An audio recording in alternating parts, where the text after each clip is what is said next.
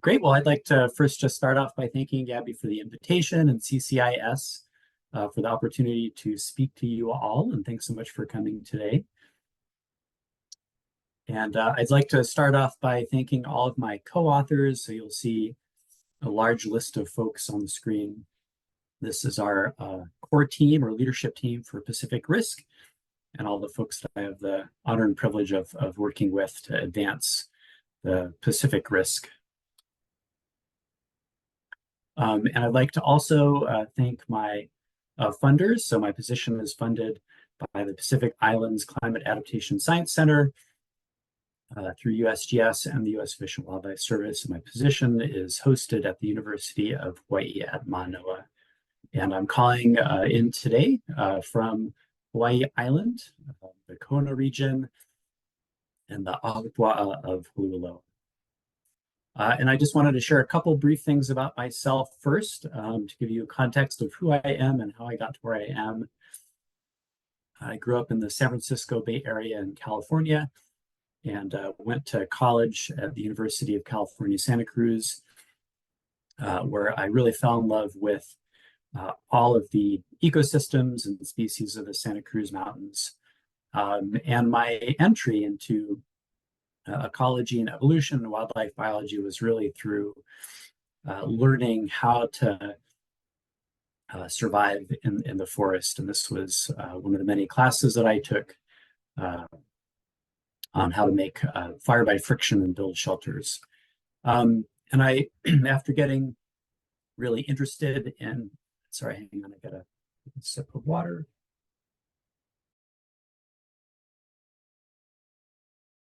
I am getting over a cold, so apologies in advance if I went to work on my PhD dissertation in the mountains of Arizona and worked in high elevation ecosystems, studying the effects of Rocky Mountain elk on the ecosystems and how climate change was shifting things.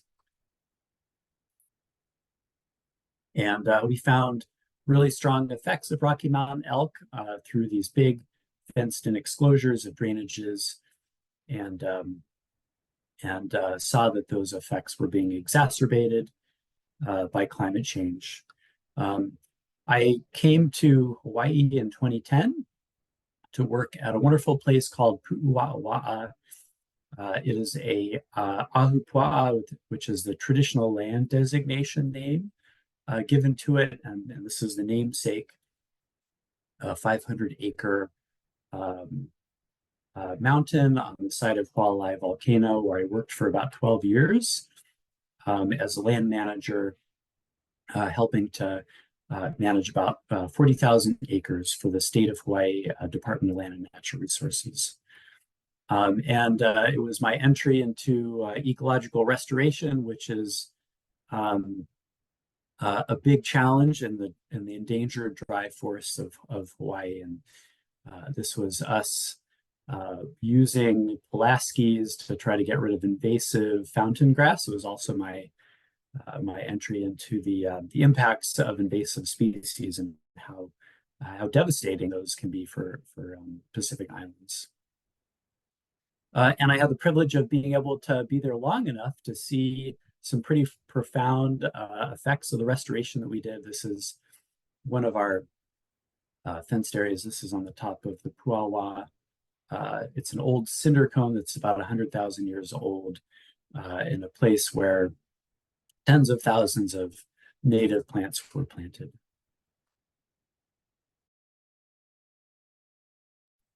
Excuse me. So I was really lucky to be able to join in May of 2022 the Pacific Regional Invasive Species and Climate Change Management Network.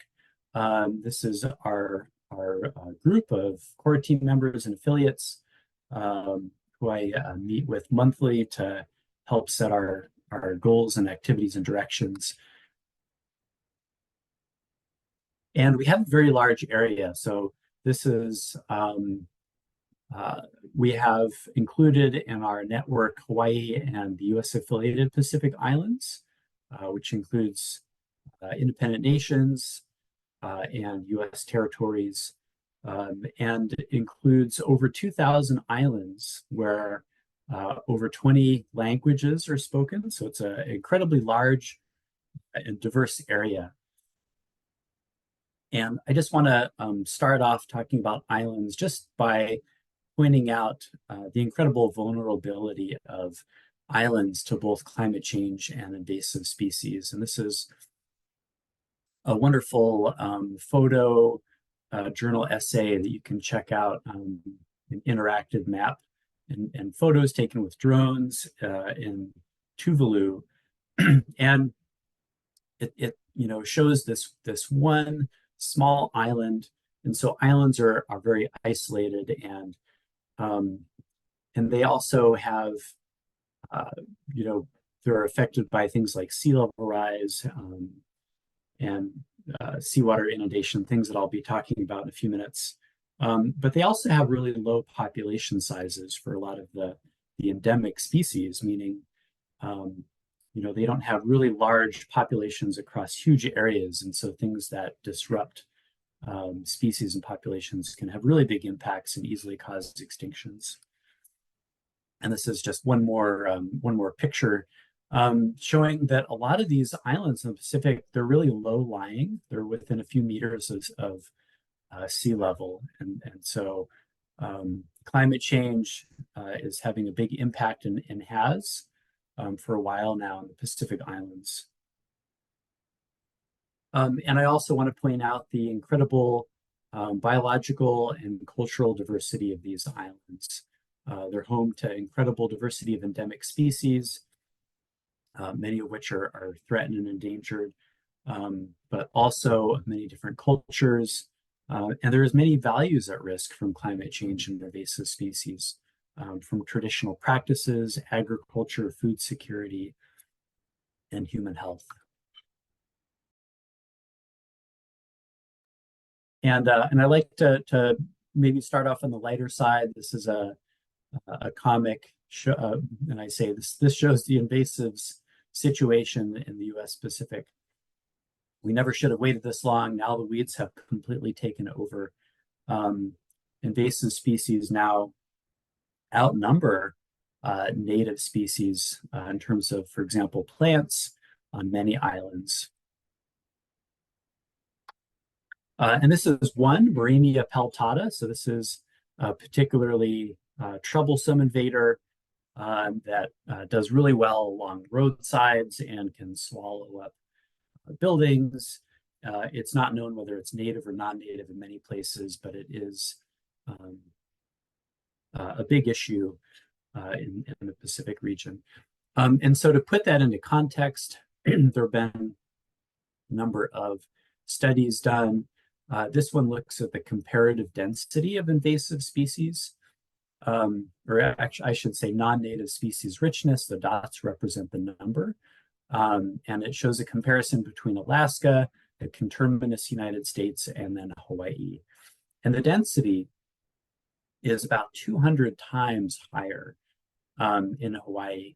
And so, due to the effects of climate change, the effects of invasive species, we like to think that we're potentially a good example of what can happen in places where what the future could look like, and hope that we're able to share what we're doing and why that other places can use those tools and techniques.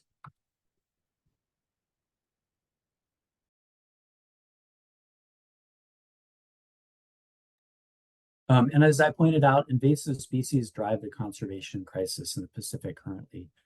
There have been a large number of extinctions. One of the notorious examples is the brown tree snake on Guam in the upper middle. But we've been dealing with invasive species for a long, long time. And they have pretty severe impacts, and they continue to arrive.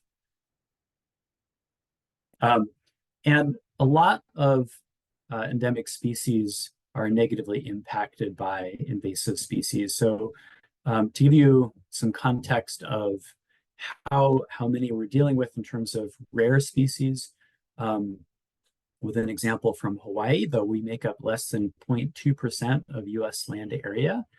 Hawaii has 25% of all the species found on the Endangered Species Act list. And of the plants that are threatened and endangered, we have 44% of those just in this one state. And the number of non-native species are continuing to increase over time. So this is a graph from work by Kelsey Brock and Kurt Daler at UH Manoa, showing the number of naturalized plants in Hawaii over the last 120 years. And this shows that the rate is pretty steady. It's about 12 new naturalized plant species per year. So things are not slowing down. And this is recent work we highlighted for Pacific RISCC paper last year, Biological Invasions Are as Costly as Natural Hazards. And it shows that these impacts worldwide are increasing, the costs are increasing over time, and are now really second only to the impacts of storms. And so maybe really should be considered as large-scale natural disasters, which they aren't typically. So what are those damages for the Pacific region? Pretty extensive. You can look at the slice of the pie where biological invasions are about 40% of the total damages of all of those hazards combined. So about 12.6 billion US dollars out of a total of about 21.1. And so that's a context for invasive species for climate change. We know the Pacific Islands are changing, have been changing for a long time, with a variety of impacts ranging from ocean warming and acidification, sea level rise, severe drought. A recent article looking at the last 100 years showing that the frequency and severity of drought in the Pacific Islands are actually in Hawaii have increased. Severe wildfires, which are increasing. Changes in rainfall, potentially fog interception and capture, and we can expect an increase in storm intensity. And this was released just towards the end of last year, the U.S. Fifth National Climate Assessment, and in Chapter 30 for Hawaii and the U.S. affiliated Pacific Islands, it mentioned this interaction between climate change and invasive species. The interactions are complex, with climate change most often exacerbating invasion. And so it's really something that we need to think carefully about how we can respond and what changes we might see in the future. So I wanted to share a few regional concerns: wildfire, extreme climatic events, and shifting distributions. And so first, to start off with wildfire.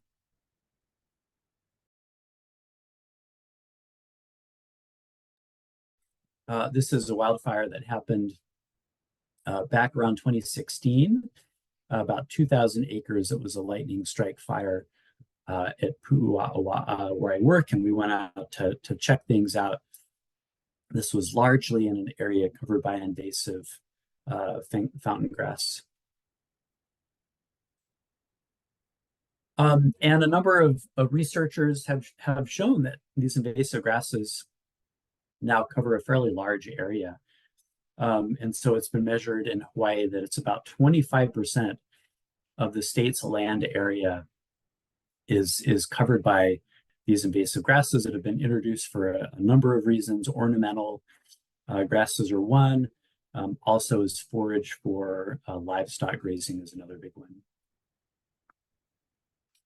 And work by Clay Charnick at UH Manoa has shown that wildfires burn a higher percentage of land area in Hawaii than the US continent. This is also true of Guam and other Pacific islands. And so these are really large fires that can have a pretty significant impact on ecosystems and really endanger communities and human health and livelihoods. This is a picture that I took a screenshot of looking above Lahaina, Maui. You probably all heard about the devastating Maui fires, the Lahaina one, which devastated a large portion of the town and killed 100 people. And this picture on Google Street View shows what the area looked like not too long before the fire. So this picture is from 2019. And basically what you're looking at is these large fields of non-native and invasive grasses and shrubs that are really fire prone. Invasive grasses carry fire under a much broader array of conditions than other fuels. They're considered fine fuels. They ignite easily. And when combined with wind, these fires can spread pretty rapidly and become pretty deadly.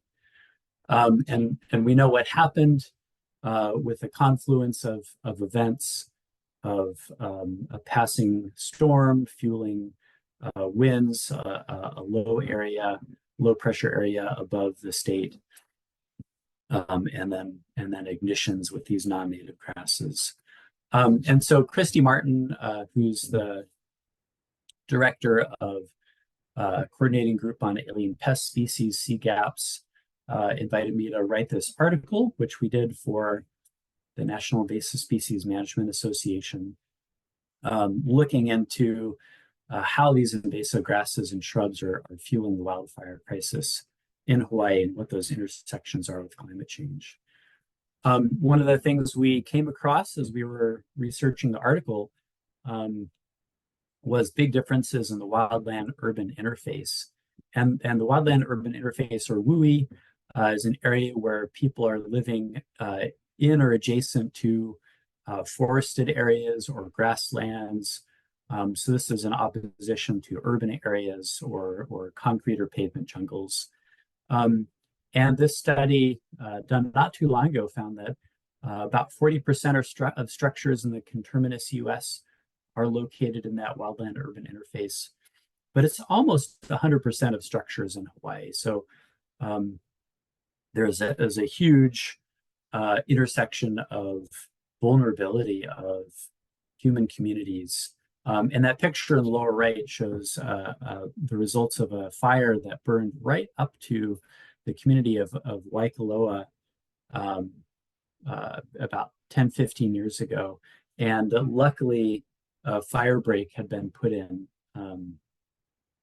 just before that grassland fire started, which saved the community. And this has been mapped. So this is a wonderful map showing communities at risk from wildfire produced by the state of Hawaii. So the red is high risk, the green is low risk.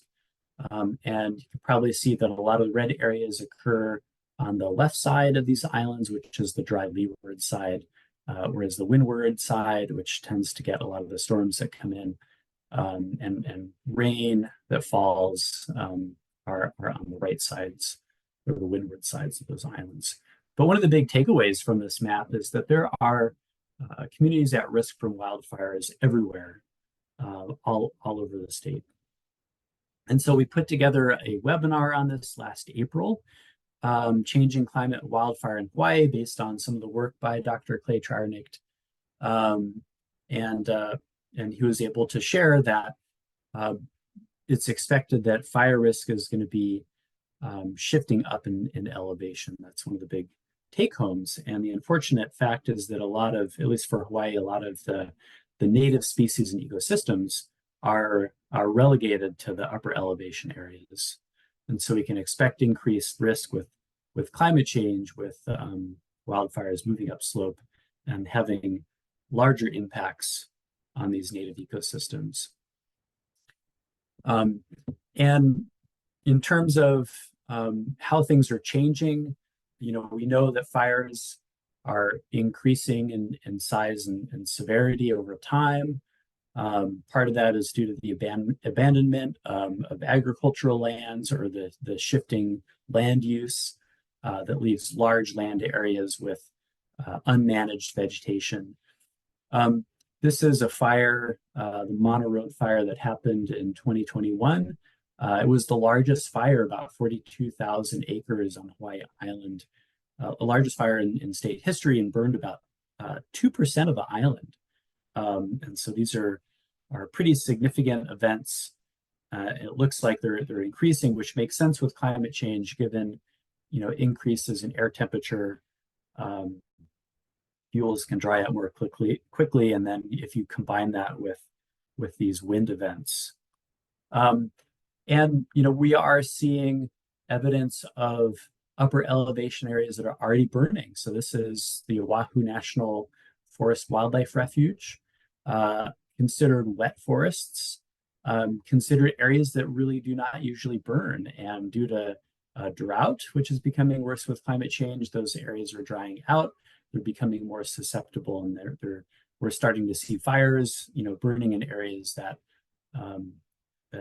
we do not have kind of like the collective memory of those areas burning like this in the past. And so to deal with this, partly we need to know how flammable invasive species are. And this is a wonderful project. This is a webinar we put on a couple of years ago, done by some folks, Kelsey Brock, Kevin Facenda, and others, that looked at fire risk of invasive species. They asked what are the highest fire risk plants in the Pacific region, and then are we expecting those plants to increase with climate change? And for the first part of that question, this was created. So it's a weed fire risk assessment. Probably a lot of you are familiar with weed risk assessments. And this really highlights that fire risk of the species. So it has a website. You can see the link down below. It shows a map of Hawaii, of where the species is found. And then it ranks them across these different categories of whether there's data or not. Is it fire promoting in its native range, for example? And this one is for fountain grass, Synchra cetaceous. It was introduced as an ornamental plant on the Big Island. And the numbers rank from 0 to 1. So this shows 0.99, which is pretty much, it's the highest risk plant on the scale. And that's one of the big ones at Puawa, where I used to work. So it's a useful tool for ranking these invasive species. Maybe you want to focus your control efforts on the ones that have the higher ranks. And I also want to point out that there's evidence that invasive fire-prone grasses are still showing up. So this is also work by Kevin Facenda, who found 34 new invasive species that there weren't state records for. This was a news article in published online in 2023. And 2 of those are invasive grasses that are highly flammable. And 6 of those never found outside of their native range before. So there is definitely a huge need for biosecurity and trying to keep out flammable species. And then we also have the repercussions of these large fires. So huge areas have burned, and different management agencies have been scrambling to try to come up with how do we reforest these huge areas that have burned. One of the biggest things that have come out of this is that we do not have established seed banks that hold enough seed to reforest what needs to be done. We really need massive seed collection efforts to be able to reforest these areas. And this is just an example of one big broadcasting seed trial that was done at the Waikoloa Dry Forest Initiative on Hawaiʻi Island. I want to shift gears, talk about extreme climatic events and the intersections with invasive species. So this great article was published over 10 years ago, back in 2012, by a number of folks, some of whom are fairly involved in the RISC network. And they asked the question, will extreme climatic events facilitate biological invasions? And extreme climatic events, such as statistically rare storms, heat waves, drought, wildfire. Those are all expected to increase with climate change. And so there's increasing evidence that climate change is going to be worsening biological invasions.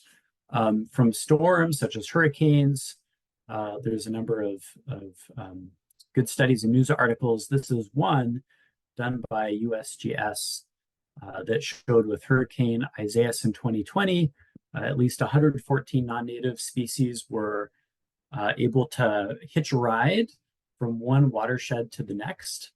And so this is a big worry that these increasingly severe storms are going to be spreading around non-native species even more than they did in the past. Storms also exacerbate invasive species, and so we've got good examples in Hawaii. Albizia is an invasive tree that was brought to Hawaii and planted widely, and it's got pretty brittle branches and trunks, and so after some severe hurricanes about 10 years ago, we saw a lot of these trees falling all over the island, along roadsides, on people's houses. Invasive species also can destabilize slopes, such as Miconia. When you get wind events, they can invade tree fall, gap invasions, and they can also damage ungulate fencing. So non-native ungulates or hoofed mammals, feral sheep, pigs, and goats are in Hawaii. They have pretty damaging impacts on native species and ecosystems, but they're also state game animals. And so as a result of that, fencing is one of the primary tools to reduce damage. But we know that these big storms can, and fires can damage fences. And you can spend 20 years trying to protect an area from ungulates with fencing, and then have storms lead to ingress, and you can lose a lot of your plants pretty quickly. And then tree damage and rapid ohia death. You might have heard of rapid ohia death, but it's a fungal disease that's been killing native forest trees. And when trees get damaged, such as could happen with storms and does happen with non-native ungulates, they're more susceptible to disease. And so storms in the Pacific are expected to become stronger with climate change. This is one that hit Guam last year, a super typhoon Mawar. Guam is still recovering from the storm. It had pretty significant impacts to ecosystems and species and people. But one of the intersections that I wanted to point out are how that can lead to the spread of invasive species, both within and between islands. And so the coconut rhinoceros beetle has been identified as a really severe pest to coconuts, coconut trees, and palms. And it looks like it may be impacting native species as well, but it does hit a lot of agricultural species that are important in the Pacific. It has been spreading across the Pacific for many years. And in some areas, it has wiped out up to 50% of the coconut palms. And it's hard to understate the importance of coconut palms in the Pacific. It's considered the tree of life on many Pacific islands due to its ability to provide food and drinking water and building materials, so many different uses for the species. And what happens after these storms is you get the accumulation of green waste, and so that's in the upper left. And with green waste, that's the perfect breeding grounds for these beetles. And so folks tend to see these big population eruptions of these beetles after storm events. And when those green waste piles are located near ports, which happened after the last storm, you increase the chances of these species spreading to other Pacific islands. And in fact, CRB, coconut rhinoceros beetle, was found for the first time last year in the Republic of the Marshall Islands, as well as on other Hawaiian islands besides Oahu, where it had been about 10 years. Little fire ants are also have been identified as a species that is really detrimental to ecosystems and people. When wind gusts hit areas where there's trees, they literally will rain down on you and then give you stings and bites. And storms are implicated in the spread of little fire ant as well. One more thing to point out with storms is that the more storms we have, the more disasters, the more relief efforts are going to be needed, which also magnifies that chance of spreading invasive species around. And it's one of the things that the NISC is looking into, how these kind of like big disasters intersect with invasive species. It's really something that we need to learn a lot more about and something we need to pay attention to a lot more. And then finally, with these extreme events, there's recent evidence that these events can combine to create compound extreme events with climate change. And so that's when you have two or more extreme events happening at once. Wind and rain is one. Heat waves and drought are another one. With storms, wildfire in Hawaii, the Maui fires and fires that happened on Hawaii Island, were exacerbated by wind, which was due to a low pressure storm event, but also due to this hurricane passing. And it was the second time in the last few years where one of these big storms kind of helped fuel a fire. And so storms and wildfire, another potential compound event increasing under climate change. And then the last regional concern I wanted to talk about is altered species distribution. So how are invasive species going to shift with climate change? Broadly, with general climate change expectations are expected to shift towards the poles, up in elevation and to deeper depths. There's a lot of evidence across taxonomic groups for these shifts, in particular towards the poles and then up in elevation. And so this is one study that looked at 30,000 range shifts for evidence of this. And in the Pacific Islands, we see a number of studies showing projected shifts as well as actual shifts and across taxonomic groups. One of the best well-known ones is these invasive mosquitoes, the southern house mosquito, which carries deadly diseases in the form of avian malaria and avian pox. And with warming, it moves up in elevation into areas that it was temperature limited in the past.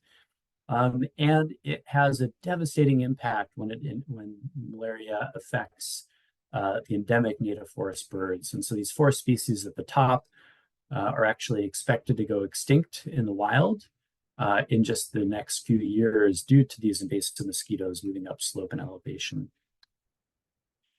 This has also been looked at for plants. This is a study done showing how invasion hotspots may change in the future.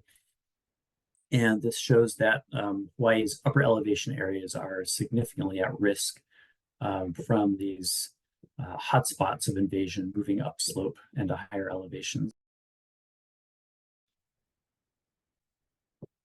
There's some really good modeling work, although not as much as continental areas.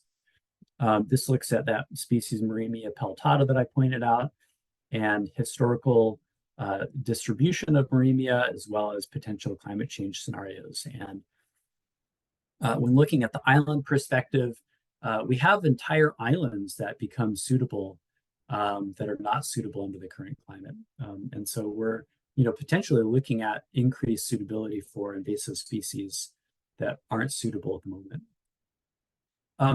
One way that we're exploring that could be a useful way for thinking about how species may shift is by looking at how biomes may shift with climate change.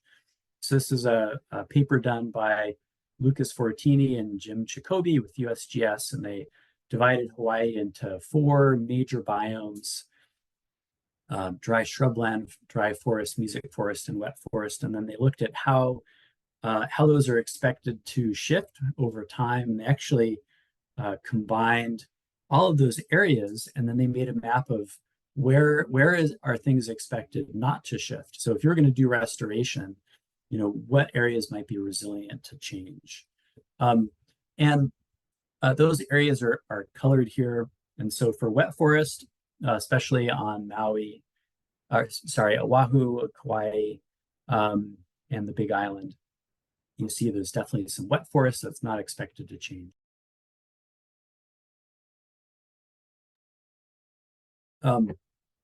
But there's very little dry shrubland or dry forest that is expected not to change.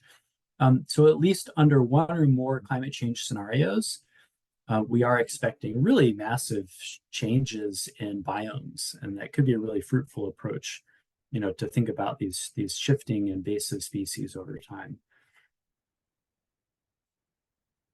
And we asked Lucas to break these down for Puawa for a workshop I'll tell you about in a minute. And so this shows that current areas. Those lines encompass some of the existing dry forest and mesic forest that are left, some of which is fenced to protect it from hoofed mammals. And as you look at the three different scenarios, so you can see that mesic forest starts to disappear, and the dry shrublands really start to encroach.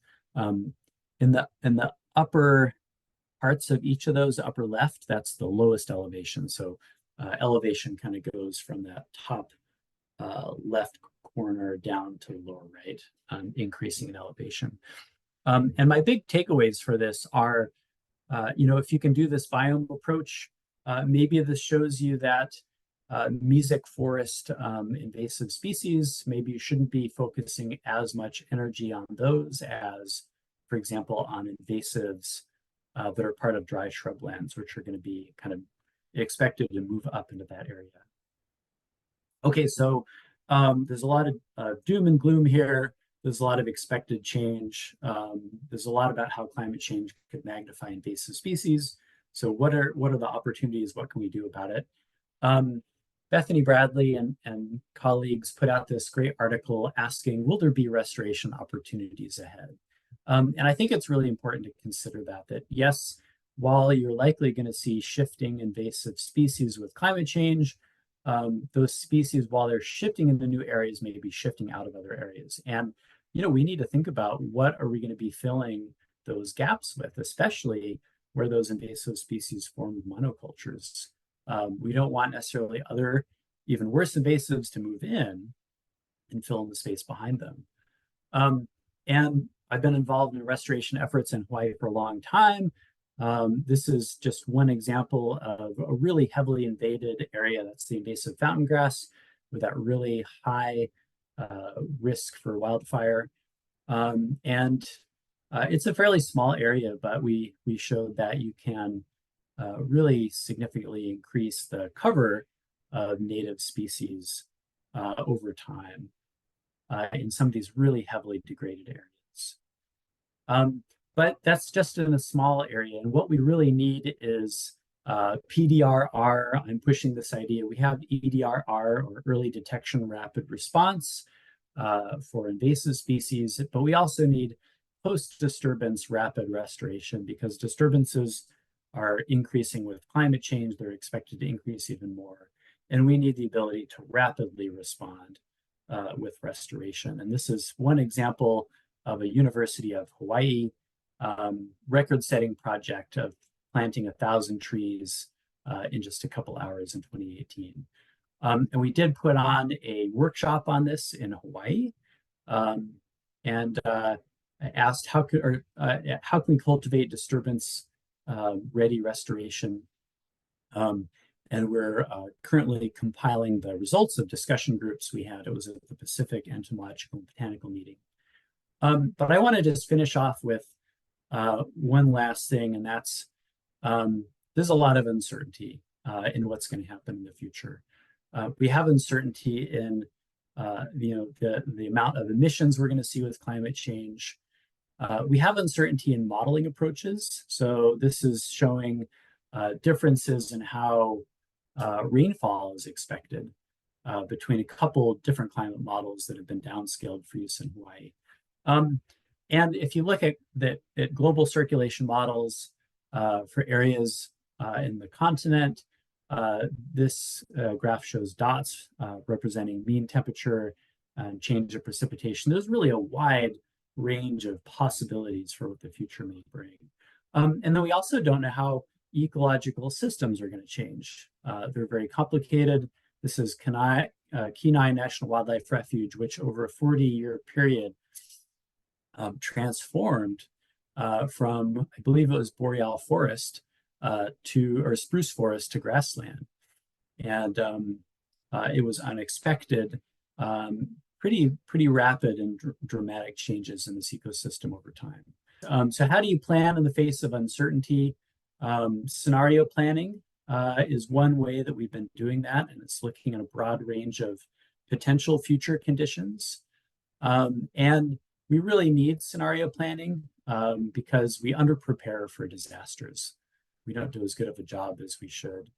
And often the reality is much more difficult and complicated than we think it's going to be. And working across scenarios, you can come up with good ideas for the future. You can identify uncertainties and hopefully come up with robust goals. This is just one example of a fire, Lassen Volcano National Park, where they did scenario planning. One of those scenarios, they projected most of the park was going to burn, and 2 weeks later, 69% of the park burned. Can we use scenario planning to think about how climate change may affect invasive species? We did a workshop at the Hawaiʻi Conservation Conference on this. Had about 70 people for a couple of hours with manager-led discussions. Managers came from each of these 5 places. I'm just wrapping up here. This is our process: learn about the place, identify invasives of concern, determine climate scenarios, discuss potential impacts, and brainstorm adaptation actions. We use different scenarios, so different expectations of what might happen in the future. And it was a great effort. And we came up with a list of invasives that might respond and adaptation actions, as well as how we might expect those to change in the future. And we distributed those to our participants. And this is my last slide, and that's, what does the Pacific Islands have to do? Well, island biogeography theory shows us that islands are really everywhere. This is just one example of an island ecosystem occurring in Serengeti National Park.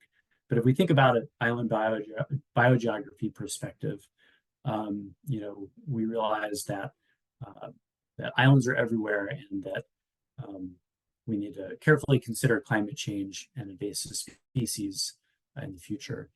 Thank you so much. I really appreciate the opportunity to speak.